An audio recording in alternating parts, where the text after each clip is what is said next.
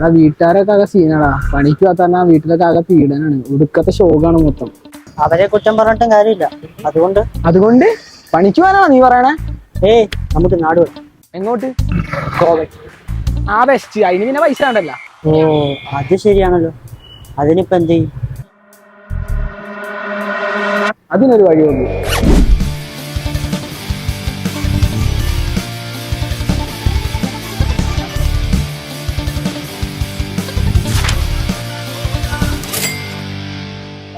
ഇനി ആരുടെ കയ്യും തട്ടിപ്പറിക്കും?